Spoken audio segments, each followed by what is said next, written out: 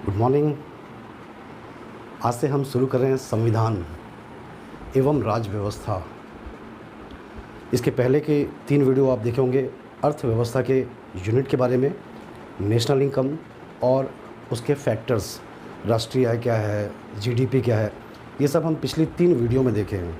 इसके पहले संविधान एक बार और हो चुका है, लेकिन संविधान के सिर्फ इम्पॉर्टेंट आर्टिकल बताए गए हैं। याद करिए, पिछले 2 वीडियो संविधान के थे और उन दोनों वीडियो में लगभग 60 आर्टिकल जो परीक्षाओं में पूछे जाते हैं उनको बताया गया है। तो वो परीक्षा के उद्देश्य से बताया गया ताकि आप उन आर्टिकल्स को बिल्कुल याद रखें। आज हम संविधान जो शुरू करेंगे वो चैप्टर से चालू करेंगे।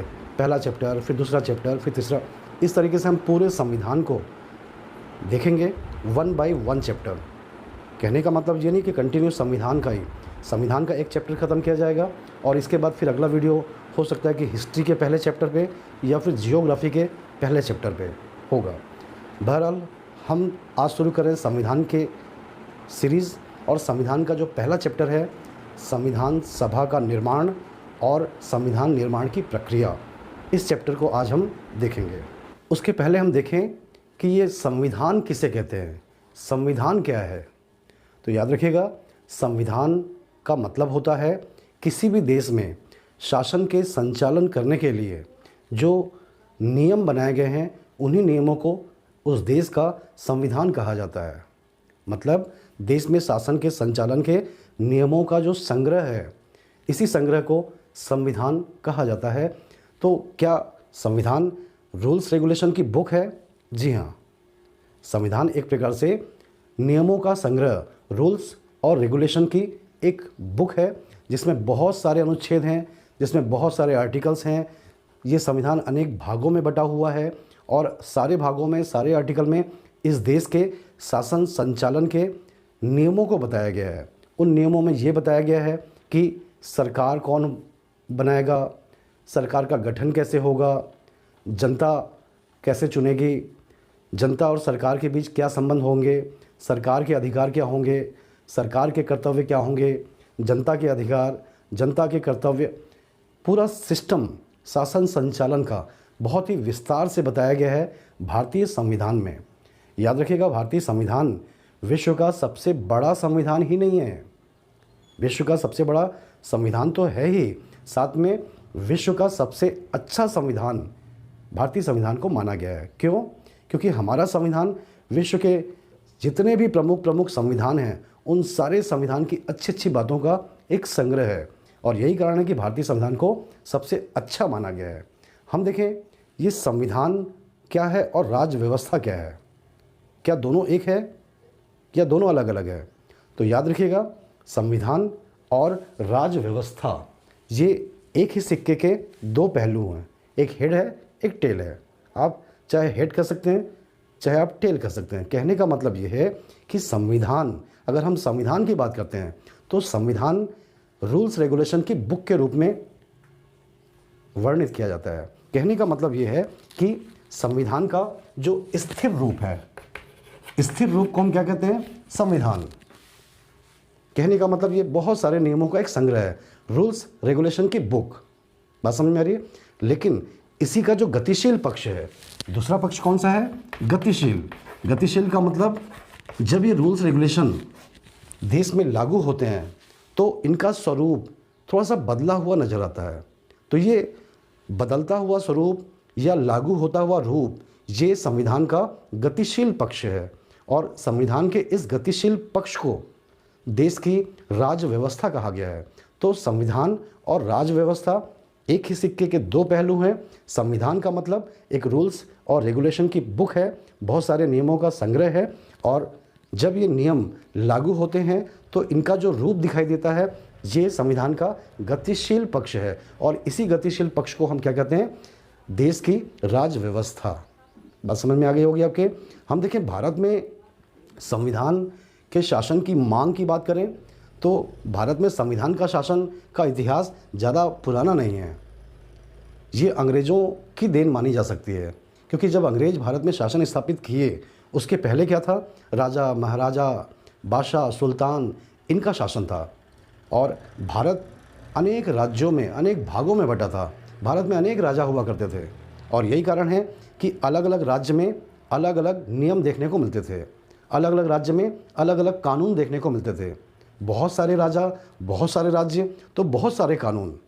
मतलब किसी राज्य में चोरी करने के लिए हाथ काटने का सज़ा था, तो किसी राज्य में चोरी करने के लिए सीधे सर काटने की सज़ा थी। तो किसी राज्य में चोरी करना कोई सज़ा ही नहीं था, जितने की चोरी किया है उतना जुर्माना भर दे अपनी जेब से, वो माफ़। तो कहने का मतलब अंग्रेज़ जब भारत में आया उसके पहले तक का ये था कि भारत के अलग अलग राज्य थे और हर राज्य में राजा की इच्छा ही उस राज्य का कानून था। लेकिन जब अंग्रेज़ आए तो उन्होंने भारत में एक सिस्टम विकसित किया, संविधान के तहत शासन को विकसित किया भारत में। तो संविधान के तहत शासन भारत में विशुद्ध रूप से अंग्रेज़ों की देन मानी जा सकती है। अंग्रेज़ों ने भारत में बहुत सारे नियम, बहुत सारे कानून बनाया। इसकी शुरुआत उन्होंने 1774 के एक्ट से किया और फिर उसके बाद 1813 का चार्टर एक्ट, 1833 का चार्टर, बहुत सारे नियम कानून, जिनमें से सबसे ज़्यादा फेमस हुए 1909, 1919 और 1935, 1909, 1919 और 1935 के एक्ट। बात समझ में आ रही है? हम देखें, इसका दूसरा पक्ष ये था कि अंग्रेज़ भारत में जो नियम कानून बना रहे थे वो अपने देश के पैटर्न पे, ब्रिटेन के पैटर्न पे बना रहे थे और ये भारतीयों को बहुत ज़्यादा चुभ रहा था। तो धीरे से क्या हुआ, भारत में मांग उठनी चालू हुई कि भारत में ऐसे नियम, ऐसा संविधान होना चाहिए जो भारतीयों के द्वारा बनाया गया हो। खासकर ये मांग 1934 से उठनी चालू हो गई, फिर कांग्रेस के मंच से भी ये मांग उठनी चालू हो गई। सबसे पहले ब्रिटिश शासन के द्वारा इस मांग की ओर ध्यान दिया गया 1942 क्रिप्स मिशन। याद होगा आपको, क्रिप्स मिशन भारत में कब आया था? 1942 में। और जब क्रिप्स मिशन भारत में आया तो उसने अपनी सिफारिशों में साफ कहा कि जब भी देश सेकेंड वर्ल्ड वार का समापन हो जाएगा, द्वितीय विश्व युद्ध समाप्त हो जाएगा, तो देश को, भारत को आज़ाद कर देंगे। और उसी में ये भी कहा गया कि भारत के लिए एक संविधान सभा का निर्माण किया जाएगा और वो स्वतंत्र भारत के संविधान का, बात समझ में आ रही है? लेकिन हमको मालूम है कि कांग्रेस के द्वारा भी और मुस्लिम लीग के द्वारा भी क्रिप्स मिशन की सिफारिशों को रिजेक्ट कर दिया गया। बात आई गई हो गई। अंततः हम देखते हैं 1946 में भारत में कैबिनेट मिशन आया और उसके सिफारिशों के आधार पर भारत में एक संविधान सभा का गठन जुलाई 1946 में किया गया। तो याद रखिएगा, संविधान सभा का गठन कब किया गया? जुलाई 1946। एग्जामों में कई बार पूछा गया है कि संविधान सभा का गठन कब हुआ, ठीक है? और ऑप्शन में 46 रहा ही है। जनवरी 46, मार्च 46, जुलाई 46, नवंबर 46। तो याद रखिएगा, जुलाई 46 भारत में संविधान सभा का गठन किया गया। इस संविधान सभा में कुल 389 सीटों का प्रावधान किया गया और इन 389 सीटों में से 296 सीटों का चुनाव हुआ। बाकी सीटों में चुनाव नहीं हुआ। बाकी सीटें जो थी वो रियासतों की, राजा महाराजाओं को दे दी गई। तो वहाँ के प्रतिनिधि राजा महाराजा चुन के भेज दिए। 296 सीटों का जब चुनाव हुआ तो इस चुनाव में 208 सीटें जो है वो कांग्रेस को गई और बाकी की 73 सीटें जो है वो मुस्लिम लीग को चली गई। बात समझ में आ रही है? तो इस तरह से संविधान सभा का गठन हुआ और संविधान सभा का रिजल्ट आया तो मुस्लिम लीग को सीटें काफ़ी कम मिली। तो उसने क्या किया, इस संविधान सभा का बहिष्कार कर दिया और एक अलग मुस्लिम संविधान की मांग पे अड़ गई। बहरहाल हम देखते हैं कि इस संविधान सभा के चुनाव में ये एग्ज़ाम में क्वेश्चन अक्सर पूछा गया है कि कौन सी रियासत ने हिस्सा नहीं लिया। तो याद रखिएगा, इस चुनाव में हैदराबाद रियासत ने बिल्कुल भी हिस्सा नहीं लिया। मतलब हैदराबाद राज्य के कोई भी प्रतिनिधि इस संविधान सभा में शामिल नहीं थे, ठीक है? कुल मिला के हम देखें, देश का बंटवारा हो गया। 389 सीटों में से कुछ सीटें पाकिस्तान के हिस्से में चली गई और फिर कुछ सीटें जो है भारत के हिस्से में आ गई। तो इस संविधान सभा का पुनर्गठन करने का निश्चय किया गया जब देश स्वतंत्र हो गया। तो याद रखिएगा, संविधान सभा का पुनर्गठन कब किया गया? 31 अक्टूबर 1947 को बंटवारे के बाद, देश की आज़ादी के बाद इस संविधान सभा का पुनर्गठन किया गया, ठीक है? और पुनर्गठित संविधान सभा में कुल 299 सीटें प्रावधान की गई। याद रखिएगा, पहले शुरू में कितनी थी 389। ये कब? जब कैबिनेट मिशन की सिफारिशों के आधार पर हुई थी। और बंटवारे के बाद, आज़ादी के बाद जब संविधान सभा का दोबारा पुनर्गठन किया गया, तो डेट को भी याद रखिएगा, एग्ज़ाम में ज़रूर पूछा जाएगा, बहुत महत्वपूर्ण है। अभी तक तो नहीं पूछा गया है लेकिन ज़रूर पूछा जाएगा, ठीक है। और कितनी सीटें निर्धारित की गई? 299, ठीक है। और इस तरह से हम देखते हैं संविधान निर्माण की प्रक्रिया चालू हो गई। ये प्रक्रिया चालू हुई थी 9 दिसंबर 1946 से। इसी दिन संविधान सभा की पहली बैठक बुलाई गई और बहुत सारी बैठकें, बहुत सारे अधिवेशन, कुल मिला के 11 अधिवेशन बुलाए गए।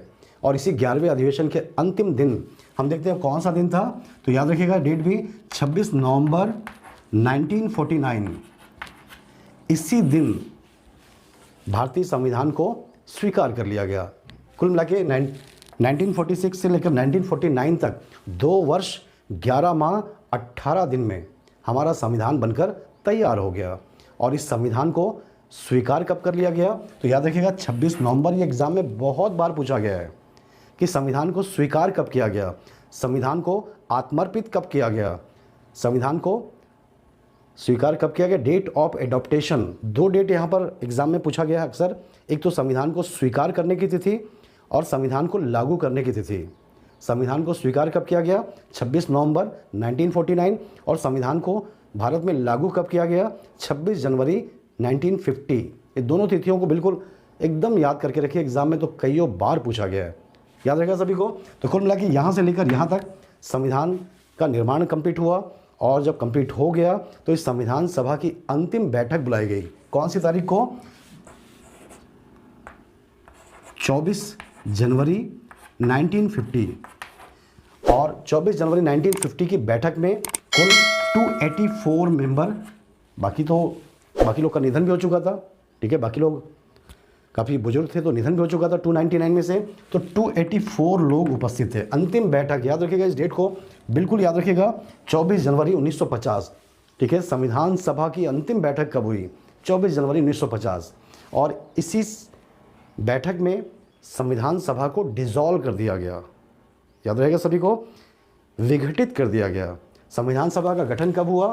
तो याद रखिएगा जुलाई 1946। संविधान सभा का विघटन कब हुआ? बहुत महत्वपूर्ण है, जरूर पूछेगा, 24 जनवरी 1950। इसी दिन संविधान सभा को डिसॉल्व कर दिया गया।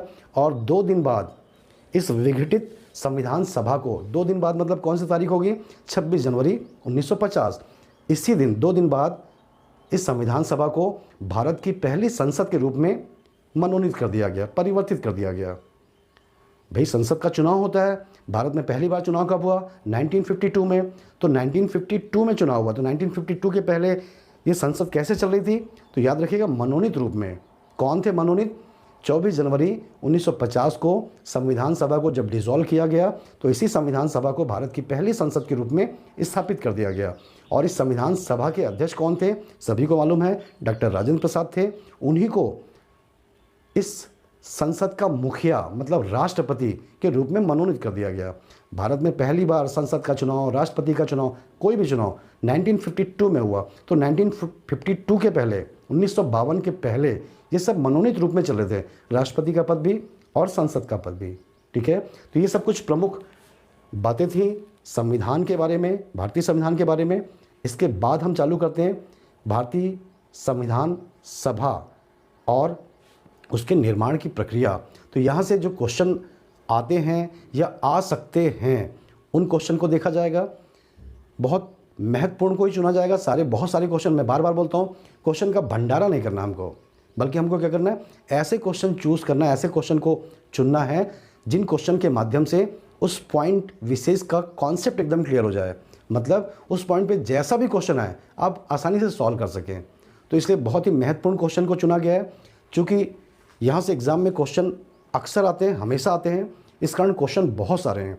तो हो सकता है कि ये वीडियो 2 भाग में बनेगा। पहले भाग में संविधान सभा के क्वेश्चन रहेंगे और दूसरे भाग में संविधान निर्माण की प्रक्रिया के बारे में क्वेश्चन रहेंगे। संविधान सभा के क्वेश्चन की बात करें तो प्राय संविधान सभा वाले क्वेश्चन जो होते हैं वो संविधान सभा के स्ट्रक्चर के बारे में, उनकी बैठकों के बारे में ज़्यादा क्वेश्चन होते हैं। स्ट्रक्चर और बैठक देखिएगा आप क्वेश्चन, तो ऐसे क्वेश्चन आपको ज़्यादा दिखेंगे। तो हम क्वेश्चन देखें, आप इसको नोट कर लीजिए तब तक मैं क्वेश्चन देखें। भारतीय संविधान सभा के संबंध में निम्नलिखित में से कौन से कथन असत्य हैं? क्वेश्चन को जब भी आप एग्ज़ाम में पढ़ें तो इस बात को बिल्कुल ध्यान दें, सत्य है असत्य है, इसको बड़े ध्यान से पढ़ें, क्योंकि कई बार कन्फ्यूज़न होता है कि हम लिखा होता है असत्य और हम सत्य पढ़ लेते हैं, समझ लेते हैं, पढ़ते तो असत्य ही हैं लेकिन समझते असत्य हैं, मतलब मेंटली हम उसको सत्य समझ के। तो ध्यान से इस टाइप के क्वेश्चन को पढ़ा करें ताकि आंसर राइट कर सकें। तो इन 4 स्टेटमेंट में कौन से कथन असत्य हैं? AD, AB, BC, ABCD चारों। तो पहला स्टेटमेंट देखिएगा, यह व्यस्क मताधिकार पर आधारित नहीं थी। ठीक है, भारत की संविधान सभा क्या व्यस्क मताधिकार के आधार पर चुनाव किया गया था क्या? कथन सही है बिल्कुल नहीं, बल्कि संविधान सभा का चुनाव इनडायरेक्ट मेथड से किया गया। और उस ज़माने में वोट डालने का अधिकार, किस ज़माने की बात हो रही? 46 में भारत में जब चुनाव होते थे तो 1935 के अधिनियम के तहत चुनाव होते थे, और उस समय वोट डालने का जो अधिकार था वो वयस्क मताधिकार नहीं था, बल्कि उस समय वोट डालने के अधिकार के लिए लोगों को कर कितना टैक्स देते हैं वो शो करना पड़ता था, उनकी शिक्षा कितनी है वो शो करना पड़ता था, उनकी संपत्ति कितनी है। तो इन तीनों के आधार पर, कर, शिक्षा और संपत्ति, इन तीनों के आधार पर उस ज़माने में वोटिंग का अधिकार मिला हुआ था। तो कहने का मतलब ये कथन बिल्कुल सही है कि वयस्क मताधिकार पर आधारित नहीं थी। ठीक है, दूसरा कथन, यह प्रत्यक्ष निर्वाचन का परिणाम थी। जस्ट अभी बताया मैं, इलेक्शन डायरेक्ट नहीं हुआ था, संविधान सभा का चुनाव जो है वो अप्रत्यक्ष निर्वाचक मंडल के द्वारा किया गया था। संविधान सभा के सदस्यों को चुनने के लिए राज्यों की विधानसभा के सदस्यों को अधिकार दिया गया, और विधानसभा के सदस्य चूँकि वो जनता के प्रतिनिधि हैं तो इसलिए वोट डालने का अधिकार उनको दिया गया। तो इनडायरेक्ट वोटिंग हुई, डायरेक्ट वोटिंग नहीं हुई। तो ये कथन तो सही है, ये कथन गलत है आपका। चौथा कथन, यह बहुदलीय संरचना नहीं थी। गलत बात है, बिल्कुल गलत है। हमको मालूम है जब 296 लोगों का इलेक्शन हुआ तो उसमें कुछ मेंबर कांग्रेस के थे, कुछ मुस्लिम लीग के थे, कुछ और भी क्षेत्रीय पार्टियों के थे। तो बहुदलीय संरचना तो थी। संविधान सभा की जो संरचना है वो कैसी थी? उसमें बहुत सारे दलों के लोग शामिल हुए थे। तो ये कथन भी गलत है। यह कई समितियों के माध्यम से कार्यरत थी। संविधान सभा, भारत में संविधान का निर्माण हम देखें तो उसमें बहुत सारी समितियां बनाई गई, बहुत सारी समिति, प्रारूप समिति, झंडा समिति, संघ संविधान समिति, बहुत सारी समितियां। इन सारी समितियों में सबसे मुख्य समिति किसको माना गया है? प्रारूप समिति को। खैर, हम इस सेंटेंस को देखें तो ये कथन सही है, अनेक समितियों के माध्यम से कार्यरत थी। तो आप इसका आंसर चुन लीजिए। ए ठीक है, बी और सी गलत है, डी भी ठीक है। तो इसमें पहला ही ऑप्शन राइट नजर आ रहा है, ए और डी। सॉरी, यहाँ उल्टा हो गया, हमको असत्य कथन छांटना है। निम्नलिखित में से कौन से कथन असत्य हैं? मैं बोला ना, ध्यान से आप इसको टिक करिए, मैं खुद गलत। तो असत्य कथन कौन से हैं? तो ये तो राइट है, ये राइट है। असत्य कथन ये है, बी सी। तो राइट आंसर होगा असत्य कथन बी सी है। ठीक है, तो आप इसको देख लीजिए। आइए अगला क्वेश्चन देखें। भारत में निर्वाचित संविधान सभा द्वारा संविधान निर्माण करने का सर्वप्रथम प्रस्ताव किया गया। ऑप्शन देखिएगा, साइमन कमीशन के द्वारा? बिल्कुल नहीं। साइमन कमीशन भारत में क्यों आया था? संविधान सभा के लिए नहीं आया था, बल्कि साइमन कमीशन का भारत आगमन क्यों हुआ था? ये 1919 का अधिनियम, इस 1919 के अधिनियम के द्वारा भारत में द्वैध शासन, डायरची लागू किया गया था। और ये द्वैध शासन या डायरची में ये प्रावधान किया गया था कि 10 साल बाद इसकी समीक्षा करने के लिए एक कमीशन भेजा जाएगा। तो उसी कमीशन के रूप में साइमन कमीशन का भारत में आगमन हुआ। तो उसका कोई संबंध ही नहीं। 1935 के अधिनियम, 1935 का अधिनियम बहुत महत्वपूर्ण अधिनियम है, लेकिन उसमें ऐसा कोई जिक्र संविधान सभा के बारे में नहीं था। क्रिप्स मिशन, जस्ट अभी कुछ देर पहले मैं आपको बताया कि 1942 में क्रिप्स मिशन जब भारत आया तो भारत के संबंध में बहुत सारी अच्छी अच्छी बातें प्रस्तावित किया। भारत को आज़ाद कर देंगे, भारत में संविधान सभा का गठन, दुनिया भर की। लेकिन कांग्रेस और मुस्लिम लीग दोनों ने क्रिप्स मिशन की सिफारिशों को रिजेक्ट कर दिया। बहरहाल इसी क्रिप्स मिशन में पहली बार भारत में एक संविधान सभा के गठन का प्रावधान किया गया था, उल्लेख किया गया था। तो यहाँ पे राइट आंसर कौन सा होगा? तो याद रखिएगा, क्रिप्स मिशन के द्वारा पहली बार ऐसा किया गया। हालांकि इस मिशन की सिफारिशों को रिजेक्ट कर दिया। अगला क्वेश्चन देखें, भारतीय संविधान सभा का गठन किस योजना के अंतर्गत किया गया? यही क्वेश्चन है। हाँ जी, पहला ऑप्शन है क्रिप्स मिशन योजना के द्वारा, भारत सरकार अधिनियम, कैबिनेट मिशन और भारतीय स्वतंत्रता अधिनियम 1947। तो मैं बताया था क्रिप्स मिशन योजना में प्रस्ताव तो जरूर था, लेकिन ये लागू ही नहीं हुआ क्योंकि कांग्रेस और मुस्लिम लीग दोनों ने इसके प्रस्ताव को रिजेक्ट कर दिया था। तो ये कथन तो गलत ही हुआ। भारत सरकार अधिनियम 1930 पर बताया मैं अभी कि ऐसा कोई उल्लेख था ही नहीं संविधान के बारे में। कैबिनेट मिशन, याद रखिएगा, इसका राइट आंसर कौन सा है? कैबिनेट मिशन की योजना के अंतर्गत भारत में संविधान सभा का गठन किया गया। और इस कैबिनेट मिशन में कुल कितने सदस्य थे? तो याद रखिएगा 3 सदस्य। कैबिनेट मिशन का गठन 3 सदस्य कौन थे? तो याद रखिएगा ये 3 सदस्य कौन कौन थे? तो याद रखिएगा इसके जो मुखिया थे वो थे पैथिक लॉरेंस,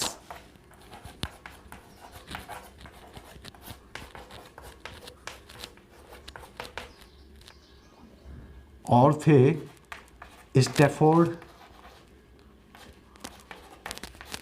क्रिप्स, और तीसरे सदस्य थे A.B. अलेक्जेंडर।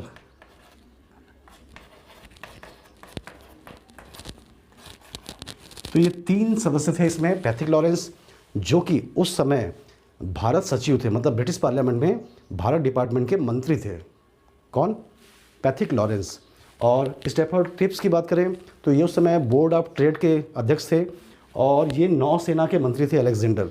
तो ये 3 सदस्यीय कमेटी थी कैबिनेट मिशन, और इसी मिशन की सिफारिशों के आधार पर, इसी मिशन की योजना के आधार पर भारत में संविधान सभा का गठन जुलाई 1946 में किया गया। ठीक है, तो राइट आंसर कौन सा होगा? सी। अगला क्वेश्चन ध्यान दीजिएगा, भारत के लिए निर्वाचित संविधान सभा की मांग सर्वप्रथम किया गया, किसके द्वारा किया गया? मतलब ये है, स्वराज पार्टी ने 1934, या फिर कांग्रेस पार्टी ने, मुस्लिम लीग और सर्वदेश सम्मेलन तो छोड़ दीजिए, हम देखें इन्हीं में से ज़्यादा कन्फ्यूज़न होगा। तो याद रखिएगा अच्छे से कि भारत के लिए एक निर्वाचित संविधान सभा होनी चाहिए, और इस निर्वाचित संविधान सभा के द्वारा भारत के संविधान का निर्माण होना चाहिए। ये मांग सबसे पहले अगर किसी ने उठाया तो वो थी स्वराज पार्टी। और स्वराज पार्टी के कब के अधिवेशन में? 1934। ये अधिवेशन हुआ था रांची में। रांची कहाँ की राजधानी है? झारखंड। तो 1934 रांची अधिवेशन में स्वराज पार्टी ने सबसे पहले इस मांग को उठाया। कांग्रेस में मांग बाद में आई। कांग्रेस में 1936 में पटना में एक विशेष अधिवेशन हुआ था, तो वहाँ पे इस मांग को उठाया गया, प्रस्ताव तैयार किया गया कि भारत के लिए एक संविधान सभा होनी चाहिए। ये प्रस्ताव तैयार किया गया और इस प्रस्ताव को कांग्रेस में सहमति मिली कब? 1937 के फैजपुर अधिवेशन में। याद होगा 1937 का कांग्रेस का अधिवेशन फैजपुर, इस अधिवेशन की अध्यक्षता जवाहरलाल नेहरू के द्वारा की गई थी। याद होगा आपको, मैं इतिहास में शायद राष्ट्रीय आंदोलन वाले वीडियो में बताया था इसके बारे में कि 1937 फैजपुर अधिवेशन, और इस अधिवेशन की खास बात ये थी कि कांग्रेस का ये पहला अधिवेशन था जो किसी गांव में हुआ था। इसके पहले तक के सारे अधिवेशन बड़े बड़े शहरों में, हिल स्टेशन में, ये पहला अधिवेशन फैजपुर था जो किसी गांव में हुआ। अध्यक्षता नेहरू जी के द्वारा की गई और उसी फैजपुर अधिवेशन में पहली बार ये संविधान सभा की मांग को स्वीकार कर लिया गया। ये प्रस्ताव पारित हुआ था 36 में और पारित हुआ। तो यहाँ पर याद रखिएगा स्वराज पार्टी राइट आंसर है। अगर संस्था के रूप में पूछा जाए तो स्वराज पार्टी, और याद रखिएगा अगर व्यक्ति के रूप में पूछे कि भारत के लिए निर्वाचित संविधान सभा की मांग सबसे पहले किस व्यक्ति ने उठाया, तो याद रखिएगा इसका आंसर है M.N. रॉय। जरूर क्वेश्चन पूछेगा, इसलिए आप बिल्कुल याद करके रखें। मानवेंद्र नाथ राय ये पहले व्यक्ति थे जिन्होंने भारत के लिए एक संविधान और संविधान सभा की मांग को उठाया था। अगला क्वेश्चन देखिएगा, कैबिनेट मिशन योजना के अंतर्गत संविधान सभा में प्रत्येक प्रांत को आवंटित सदस्य संख्या निर्धारित करने के लिए एक प्रतिनिधि कितनी जनसंख्या के अनुपात में था? अगर हम क्वेश्चन को छोटा कर दें तो संविधान सभा की प्रत्येक सीट कितनी जनसंख्या को रिप्रेजेंट करती थी? तो यहाँ पे बड़ा सिंपल सा क्वेश्चन है और बड़ा सिंपल सा आंसर है 10 लाख। संविधान सभा की सीटों को लेकर 2-3 चीज़ों को याद रखेगा कि संविधान सभा का चुनाव पहली बात तो इनडायरेक्ट था, अप्रत्यक्ष निर्वाचन विधि के द्वारा संविधान सभा के सदस्यों का चुनाव हुआ था। पहली चीज़ को याद कर लीजिएगा, ठीक है। तो अप्रत्यक्ष को याद कर लीजिएगा पहला, और दूसरा कि संविधान सभा की जो भी सीटें थीं, ठीक है, उन सीटों का निर्धारण का आधार क्या था, तो याद रखिएगा जनसंख्या। और कितनी जनसंख्या, तो 10 लाख जनसंख्या के पीछे हर एक सीट को तय किया गया था। और तीसरी चीज़ को याद रखिएगा यहाँ पर कि संविधान सभा की कुल कितनी सीटों का चुनाव हुआ था, तो याद रखिएगा 296, इनको भी याद कर लीजिएगा। और लगे हाथ इसमें कांग्रेस का 208, मुस्लिम लीग का 73, इनको भी याद कर लीजिएगा। एग्जाम में क्वेश्चन कहीं से भी आए आप राइट करेंगे, क्वेश्चन देखिएगा इन्हीं सब पॉइंट से आता है ज़्यादातर, ठीक है, तो आप बिल्कुल राइट करेंगे। तो याद रखिएगा 10 लाख, ठीक है, अप्रत्यक्ष निर्वाचन, ठीक है, और 296 सीटों का चुनाव हुआ। 273 कांग्रेस को गई 273, और 208 कांग्रेस को गई, और 73 सीट जो है मुस्लिम लीग को गई, ये याद रखिएगा, ठीक है। अगला क्वेश्चन देखिएगा, निम्नलिखित में संविधान सभा के बारे में असत्य कथन कौन सा है। ये 4 स्टेटमेंट दिए गए हैं, इनमें से 3 सही हैं, 1 गलत है। पहला स्टेटमेंट देखिएगा, इसने बड़ी संख्या में समितियों की मदद से काम किया, उसमें से प्रारूप समिति सबसे महत्वपूर्ण समिति थी। बिल्कुल सही कथन है, अनेक समितियों ने काम किया और प्रारूप समिति जिसके अध्यक्ष कौन थे, डॉक्टर अंबेडकर, ये सबसे महत्वपूर्ण समिति थी संविधान की, कथन सही है। बी, अल्पसंख्यक समुदाय जैसे ईसाई, एंग्लो इंडियन और पारसियों को सभी में पर्याप्त प्रतिनिधित्व दिया गया, ये भी सही है। हम देखते हैं कि जितने भी समितियां बनी उनमें सभी जाति, सभी धर्म के लोगों को बराबर से प्रतिनिधित्व दिया गया, किसी प्रकार का कोई भेदभाव नहीं था, योग्यता के आधार पर दिया गया। सी, इसका निर्वाचन सार्वभौम वयस्क मताधिकार के आधार पर किया गया, गलत कथन है ये। हमको मालूम है कि संविधान सभा का चुनाव, संविधान सभा का निर्वाचन वयस्क मताधिकार के आधार पर हुआ ही नहीं। पहली बात तो यहाँ पे डायरेक्ट वोटिंग थी ही नहीं, पहली चीज़ याद रखिएगा, डायरेक्ट वोटिंग नहीं थी, इनडायरेक्ट वोटिंग, अप्रत्यक्ष निर्वाचन से चुनाव किया गया, ठीक है। तो जो राज्यों के विधानसभा के सदस्य थे उन्होंने वोट दिया। अब उन राज्यों के विधानसभा के सदस्यों का चुनाव तो प्रत्यक्ष रहा होगा, तो उन राज्यों के विधानसभा के सदस्यों का जो चुनाव किया गया था वो वयस्क मताधिकार के आधार पर किया गया था। लेकिन संविधान सभा का निर्वाचन जो है वो वयस्क मताधिकार के आधार पर नहीं बल्कि इनडायरेक्ट मेथड पे किया गया, तो ये कथन गलत है। डी कथन को देखें, इसकी चुनावी प्रक्रिया 1935 के एक्ट की 6वीं अनुसूची के तहत की गई, सही कथन है। संविधान सभा का जो चुनाव किया गया वो चुनावी प्रक्रिया 1935 एक्ट से ली गई है। तो हम देखें 4 कथन, उनमें से ये गलत है और बाकी 3 सही है, याद रहेगा सभी को। अगला क्वेश्चन देखिएगा, भारत के संविधान का प्रारूप तैयार करने वाली संविधान सभा के सदस्यों को ब्रिटिश संसद द्वारा नामित किया गया, गवर्नर जनरल द्वारा नामित किया गया, विभिन्न प्रांतों की विधानसभाओं द्वारा चुना गया और कांग्रेस और मुस्लिम लीग द्वारा चुना गया। किसकी बात हो रही है? थोड़ा सा कंफ्यूज करने वाला क्वेश्चन है। अगर आप इस क्वेश्चन को पढ़ें तो थोड़ा सा आप कंफ्यूज हो सकते हैं, किसके द्वारा? इस प्रारूप शब्द के द्वारा, ठीक है। तो ऐसा लगता है जैसे प्रारूप समिति वगैरह के बारे में पूछ रहा है, जी नहीं, बहुत सिंपल। इस क्वेश्चन को सिंपल कर लें तो भारत के संविधान, प्रारूप हटा दीजिए, को तैयार करने वाली संविधान सभा के सदस्यों को, और जब इस क्वेश्चन को सरल कर लें संविधान सभा के सदस्यों को, बाकी चीज़ों को छोड़ दें तो बहुत आसानी से आंसर निकल जाता है। कई बार इसका जिक्र कर चुका हूँ अभी कि संविधान सभा के सदस्यों को किसने चुना? राज्यों की, प्रांतों की विधानसभा के सदस्यों के द्वारा चुना गया। और वहाँ पे मैं बताया भी था कि इनडायरेक्ट इलेक्शन से इनका चुनाव किया गया, 10 लाख जनसंख्या के पीछे तय किया गया, 296 सीटों का इलेक्शन हुआ, ये सब हो चुका। लेकिन क्वेश्चन कंफ्यूज करने वाला, इसलिए मैं इसको शामिल किया, नहीं तो थोड़ा ध्यान हट जाता है। सबसे बड़ी चीज़ है गवर्नर जनरल द्वारा, ऐसा लगता है कि लोगों को गवर्नर जनरल द्वारा नामित किया गया हुआ, जी नहीं, ये किसकी बात हो रही है? संविधान सभा के बारे में बात हो रही है, ठीक है। अगला क्वेश्चन देखें, भारत को एक संविधान देने का प्रस्ताव संविधान सभा द्वारा कब पारित किया गया? तो डेट दिया हुआ है 22 जनवरी 46, 22 जनवरी 47, 20 फरवरी 46। तो याद रखिएगा, भारत को संविधान देने का ये जो प्रस्ताव है वो संविधान सभा के द्वारा कब पारित किया गया? 22 जनवरी 1947 को। और इस प्रस्ताव को संविधान सभा में किसके द्वारा रखा गया? तो याद रखिएगा, इस प्रस्ताव को 13 दिसंबर 1946 को संविधान सभा के समक्ष किसके द्वारा रखा गया?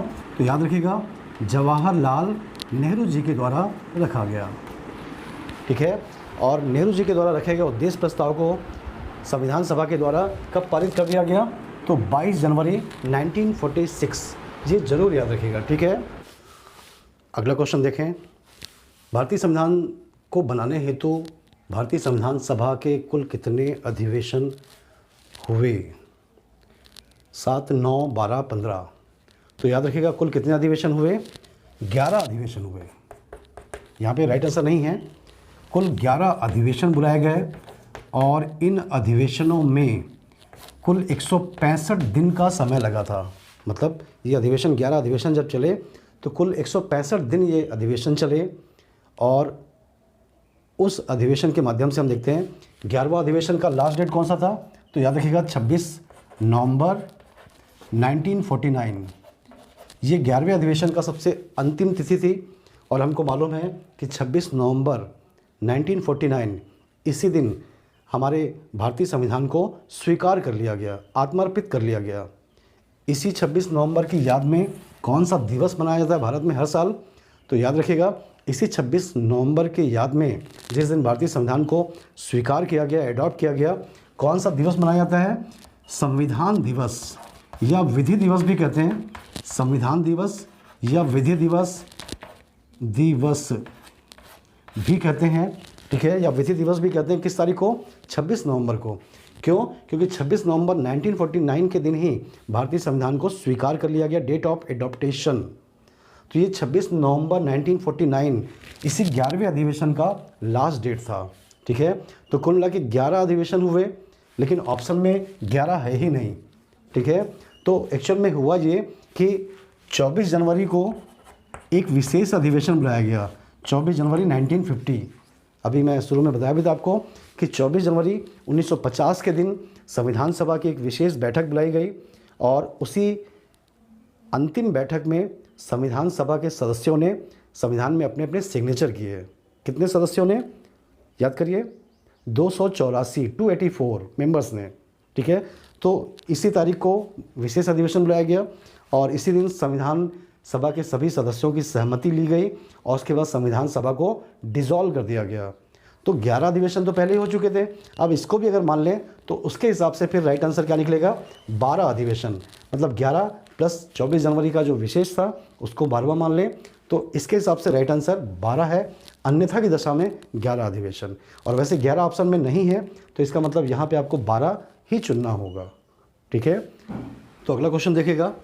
संविधान सभा की प्रथम बैठक की अध्यक्षता किसने किया? संविधान सभा की पहली बैठक कब बुलाई गई? तो याद रखिएगा, 9 दिसंबर 1946 को संविधान सभा की पहली बैठक बुलाई गई और इस बैठक की अध्यक्षता किसके द्वारा की गई? सच्चिदानंद सिन्हा के द्वारा की गई। इस क्वेश्चन का राइट आंसर यही है। तो पहली बैठक कब बुलाई गई? 9 दिसंबर 1946। और इस पहली बैठक में याद रखिएगा टोटल 207 सदस्यों ने हिस्सा लिया। ये जो पहली बैठक बुलाई गई इसमें सारे के सारे संविधान सभा के सारे मेंबर्स ने भाग नहीं लिया, कुछ कारणों से नहीं आ पाए। तो कुल मिला के 207 सदस्यों ने इसमें पार्टिसिपेट किया और 2 दिन बाद जब 11 दिसंबर को दूसरी बैठक बुलाई गई तब इस बैठक में संविधान सभा का स्थायी अध्यक्ष डॉक्टर राजेंद्र प्रसाद को घोषित किया गया। तो पहली बैठक 9 दिसंबर की सच्चिदानंद सिन्हा के द्वारा अध्यक्षता की गई, अस्थायी अध्यक्ष बनाया गया उनको। और 2 दिन बाद 11 दिसंबर के दिन जो बैठक हुई उसमें राजेंद्र प्रसाद को संविधान सभा का स्थायी अध्यक्ष और बी.एन. राव मतलब बेनेगल नरसिंह राव, इनका प्राय शॉर्ट में नाम आता है बी.एन. राव। तो इन्हीं को संविधान सभा का संवैधानिक सलाहकार भी घोषित कर दिया गया। तो बी.एन. राव को संवैधानिक सलाहकार और डॉक्टर राजेंद्र प्रसाद को संविधान का अध्यक्ष। 11 दिसंबर और 9 दिसंबर के दिन सच्चिदानंद सिन्हा। ठीक है, अगला क्वेश्चन देखें और इस क्वेश्चन को देखें। देखिए, संविधान सभा और संविधान गठन की प्रक्रिया, इसमें बहुत सारे क्वेश्चन हैं, क्योंकि क्वेश्चन अक्सर एग्ज़ामों में पूछे गए हैं। स्टेट के पीएससी में भी सभी जगह पूछे जाते हैं, यूपीएससी में भी, रेलवे में भी, एसएससी में भी, व्यापम में भी बहुत सारे क्वेश्चन हैं और बहुत सारे क्वेश्चन हैं। इसी कारण आज इस वीडियो में यहीं तक कर रहे हैं। कल अगली वीडियो में और भी बाकी क्वेश्चन जो महत्वपूर्ण हैं उनको शामिल किया जाएगा। और ये बात इस क्वेश्चन के आंसर की, तो ये क्वेश्चन का आंसर आपको कल मैं आपको बताऊंगा। उसके पहले आप इसका आंसर बता दीजिए। क्वेश्चन ध्यान से सुन लीजिए, बाकी हम कल देखते हैं, ठीक है।